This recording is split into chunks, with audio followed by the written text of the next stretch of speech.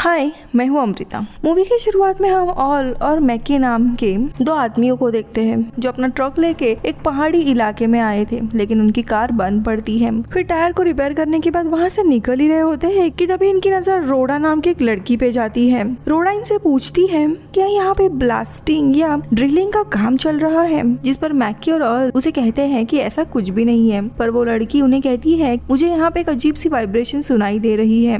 पर ऑल और मैकी उसके बातों पर ज्यादा ध्यान नहीं देते और चले जाते हैं। फिर वो दोनों भी एक स्टोर पे जाते हैं जहाँ का एक पुराना फ्रिज अनजान कारण से बहुत हिलने लगता है, इसलिए स्टोर का ओनर उन्हें फ्रिज रिपेयर करने के लिए कहता है, लेकिन वो दोनों फ्रिज को रिपेयर नहीं करते थे। तो वही दूसरी तरफ हम रोडा को देखते हैं जो जमीन में कुछ वाइब्रेशन को चेक कर रही होती है। तभी अचानक से वहाँ जमीन में कुछ हलचल होने लगती है, लेकिन रोडा इस पर ध्यान नहीं देती और वहाँ से चली जाती है। अब मैकी और ऑल भी निकलने की तैयारी कर रहे होते हैं। फिर वो वहाँ से सारा सामान ट्रक में डालकर वहाँ से निकलने लगते हैं। तभी रास्ते में इन्हें एक बुजुर्ग आदमी दिखाई देता है जो एक टावर के ऊपर बैठा था। फिर वो दोनों आदमी को नीचे आने को कहते हैं। जब वो जवाब नहीं देता तो मैकी ऊपर जाकर उसे देखता है तो वो बुजुर्ग आदमी मर चुका था। फिर वो दोनों भी एक डॉक्टर के पास उसे लेके जाते हैं। डॉक्टर उन्हें बताता है कि इस आदमी की मौत 4 दिन प्यासे रहने की वजह से हुई है। अब ये दोनों सोच में पड़ जाते हैं कि 4 दिन वो आदमी उस टावर पे क्यों बैठा हुआ था। अब आगे हम देखते हैं एक दूसरा बुजुर्ग आदमी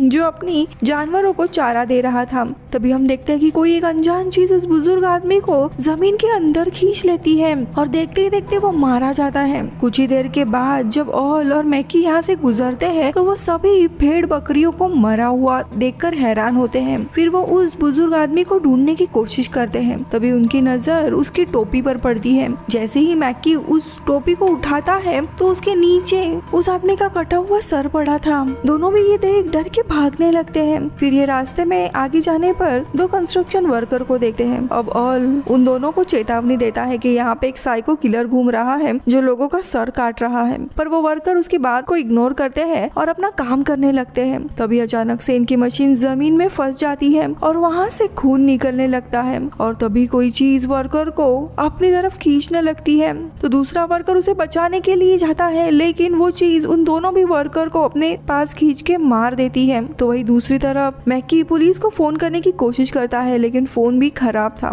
ये दोनों पुलिस को बुलाने के लिए जल्दी से टाउन की तरफ निकलते हैं। टाउन में जाने वाला रास्ता बंद था। तभी ऑल की नजर लगे हुए हेलमेट पे पड़ती है। अब दोनों भी समझ जाते हैं कि कंस्ट्रक्शन वर्कर को भी किसी ने मार दिया है। अब ये दोनों बहुत ही ज्यादा डर जाते हैं और यहाँ से निकलने की कोशिश करते हैं। तभी इनका ट्रक फंस जाता है।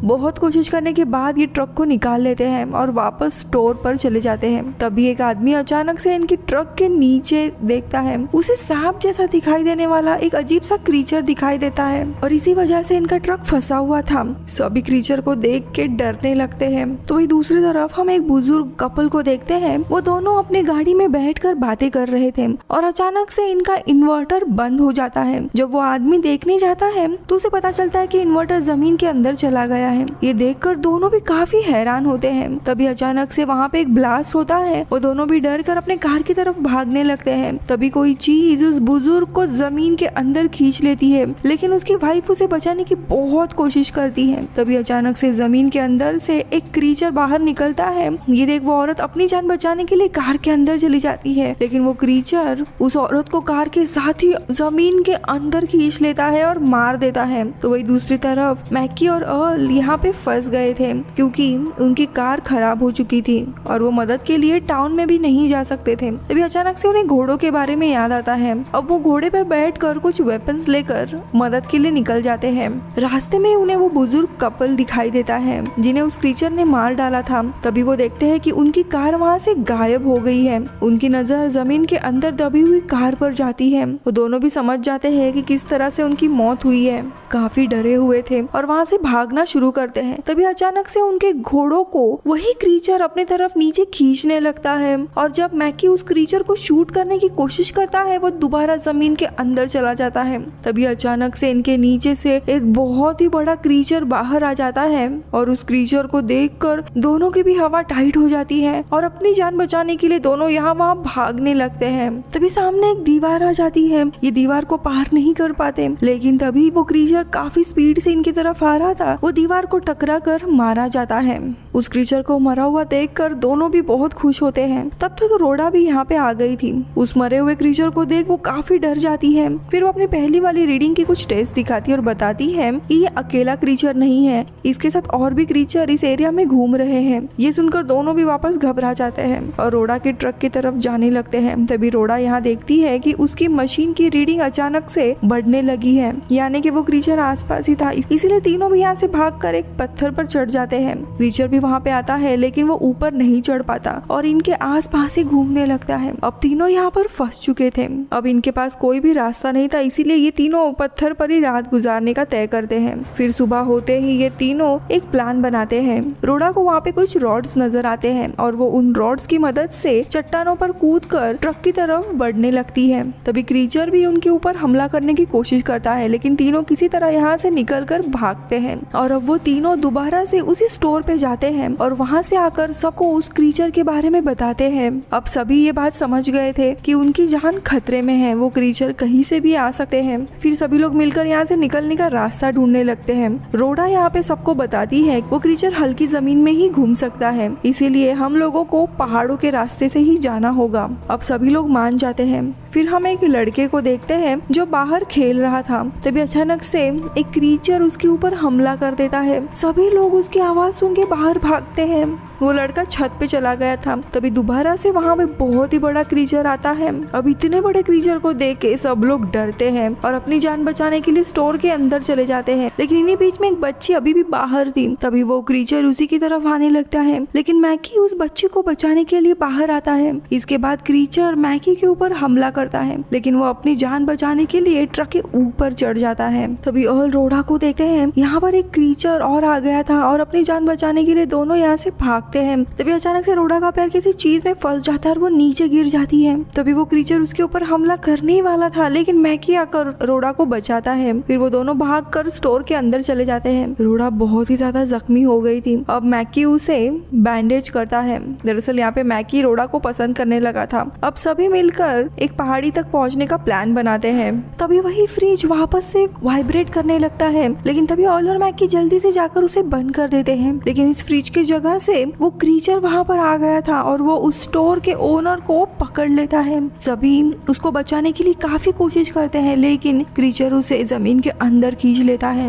अब वो क्रीचर पूरे स्टोर को तोड़ने लगता है। तब सब अपनी जान बचाकर स्टोर के छत पर चढ़ जाते हैं और रोड़ा पानी की टाकी पर चढ़ जाती है। तो वही दूसरी तरफ एक कपल को देखते हैं जो किसी काम की वजह से बाहर गए थे। अब वो वापस आ रहे थे, तभी उस आदमी की पत्नी दूरबीन से इस स्टोर के छत पर देखती है और हैरान होती है कि सभी लोग छत पर क्यों है। इसके बाद वो आदमी वॉकी टॉकी से ऑल और मैकी से कांटेक्ट करने की कोशिश करता है। तभी इस आदमी की वाइफ एक मशीन को चालू कर देती है, जिसकी हलचल से वो क्रीचर इन्हीं की तरफ आने लगता है। अब मैकी उस आदमी को छत पर जाने के लिए कहता है और बताता है कि उसके बेसमेंट की तरफ एक बहुत ही बड़ा क्रीचर आ रहा है। तभी अचानक से इनकी बेसमेंट की दीवार को तोड़कर वो क्रीचर उसके अंदर आ जाता है। ये देखकर वो दोनों भी उस क्रीचर पर गोलियां मारने लगते हैं। तभी वो क्रीचर उस आदमी पर अटैक करता है, पर उसकी वाइफ उस क्रीचर को शूट करके उसे बचा लेती है, लेकिन वो क्रीचर सिर्फ जख्मी हुआ था। फिर वो दोनों भी मिलकर उस क्रीचर को मार देते हैं। अब इसके बाद वो दोनों अपनी छत पर आ जाते हैं और दूसरी तरफ ये सभी उन्हें देख काफी खुश हो जाते हैं कि अभी सिर्फ एक ही क्रीचर बचा था। तभी वहाँ पे तीसरा क्रीचर आकर बिल्डिंग को तोड़ने लगता है और ये देख सभी लोग काफी डरने लगते हैं। दूसरी तरफ एक आदमी बस की छत पर चढ़ा हुआ था। तभी अचानक से एक क्रीचर बस के नीचे आकर उसे गिरा देता है, फिर उसे जमीन के अंदर खींच लेता है। लेकिन ये सब कुछ देखकर उन्हें रियलाइज होता है कि उन्हें जल्द से जल्द ये टाउन छोड़ना होगा। अब ऑल और मैकी बुलडोजर की मदद से सबको यहाँ से निकलने का प्लान बनाते हैं, क्योंकि बुलडोजर काफी हैवी होता है और वो क्रीचर बुलडोजर को नुकसान नहीं पहुंचा सकता। अब प्लान के अनुसार ये सभी लोग क्रीचर का ध्यान खींचने के लिए एक छोटे ट्रैक्टर को चलाकर रोड पर छोड़ देते हैं। उस ट्रैक्टर की आवाज सुनकर वो क्रीचर उसकी तरफ जाने लगता है। तभी तुरंत मैकी बुलडोजर की तरफ भागता है, लेकिन उसी दरमियान वो छोटा ट्रैक्टर पलट जाता है, जिसके बाद क्रीचर उस ट्रैक्टर को छोड़कर मैकी का पीछा करने लगता है। लेकिन ये देख मैकी एक जगह पे चुपचाप खड़ा होता है, जिसके कारण वो क्रीचर से बच जाता है। अब दूसरी तरफ क्रीचर का ध्यान खींचने के लिए रोडा पानी की टाकी का पाइप तोड़ देती है, जिससे पानी की आवाज सुनकर क्रीचर वहां आ जाता है। फिर मैकी उस बुलडोजर को चालू कर देता है और सबको बारी बारी उसमें बिठा लेता है, लेकिन तभी वो क्रीचर बुलडोजर को रोकने की कोशिश करता है, पर ज्यादा वजन होने की वजह से वो इन्हें रोक नहीं पाता। तो वही दूसरी तरफ वो कपल क्रीचर से लड़ने के लिए पाइप बॉम्ब बना लेते हैं और बुलडोजर में बैठ जाते हैं। अब वो बुलडोजर लेकर धीरे धीरे आगे बढ़ रहे थे। उन्हें लग रहा था कि शायद वो क्रीचर पीछे ही रह गया होगा, पर वो क्रीचर रास्ते में ही एक बहुत बड़ा खड्डा खोद देता है। जैसे ही बुलडोजर वहाँ से गुजरता है, वो लोग अचानक से अंदर गिर जाते हैं। उन्हें समझ आता है कि ये सब कुछ उस क्रीचर ने किया है। अब क्रीचर को भगाने के लिए ये लोग एक पाइप बॉम्ब से ब्लास्ट करते हैं, जिसकी आवाज से वो क्रीचर कुछ दूर चला जाता है, क्योंकि वो बहुत ही ज्यादा सेंसिटिव होते हैं और तेज आवाज को सह नहीं सकते। तभी सब लोग अचानक से कुछ दूर बड़े बड़े पत्थर देखते हैं और सभी लोग वहां जाने का प्लान बनाते हैं। फिर से वो लोग एक ब्लास्ट करते हैं। जब क्रीचर काफी दूर चला जाता है तो वो लोग भागते हुए उन पत्थरों की तरफ आ जाते हैं और क्रीचर के आने से पहले ही पत्थर पर चढ़ जाते हैं। लेकिन अब दोनों क्रीचर इन लोगों को घेर लेते हैं और सभी इन पत्थरों के पास फंस जाते हैं। यहाँ पे ऑल को एक आइडिया आ जाता है कि वो पाइप बॉम्ब को रस्सी से बांधकर जमीन पर फेंकता है, जिसकी हलचल से क्रीचर उसे खा जाता है और वो खाने के बाद उसे वे लोग ब्लास्ट कर देते हैं। उसके मुंह के अंदर ब्लास्ट होने के कारण वो मारा जाता है। अब ये देख सभी लोग खुश होते हैं और उन्हें लगने लगता है कि ये लोग दूसरे क्रीचर को भी मार सकते हैं। फिर दूसरे बॉम्ब को ऐसे ही वो फेंकते हैं, लेकिन इस बार उल्टा होता है। वो क्रीचर उस बॉम्ब को उन्हीं की तरफ फेंक देता है। ये देख सभी लोग वहां से भागते हैं, पर बदकिस्मती से वो बॉम्ब वहां रखे हुए दूसरे बॉम्ब पर गिर जाता है और सारे बॉम्ब ब्लास्ट हो जाते हैं। तभी सभी लोग दूसरे पत्थर की तरफ भागने लगते हैं। वो क्रीचर उनका पीछा करने लगता है, लेकिन वो सभी लोग चुपचाप बिना आवाज करे खड़े हो जाते हैं। इसके कारण क्रीचर को कुछ भी पता नहीं चलता और वो जमीन में चला जाता है। अब यहाँ पे मैकी समझ जाता है कि ये क्रीचर काफी स्मार्ट है, ये जमीन के नीचे नहीं गया होगा, कहीं पे आसपास ही होगा।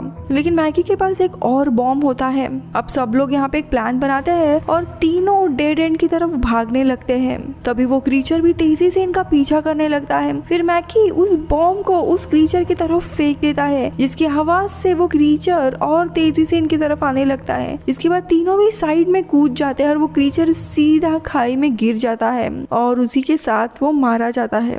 अब मैकी के इस आइडिया की वजह से सब लोग बच गए थे, जिसके बाद वे लोग अपने टाउन में आ जाते हैं। अब रोडा यहाँ से निकलने से पहले मैकी को थैंक यू कहती है उसकी जान बचाने के लिए, और यहीं पे मूवी खत्म होती है। Bye bye.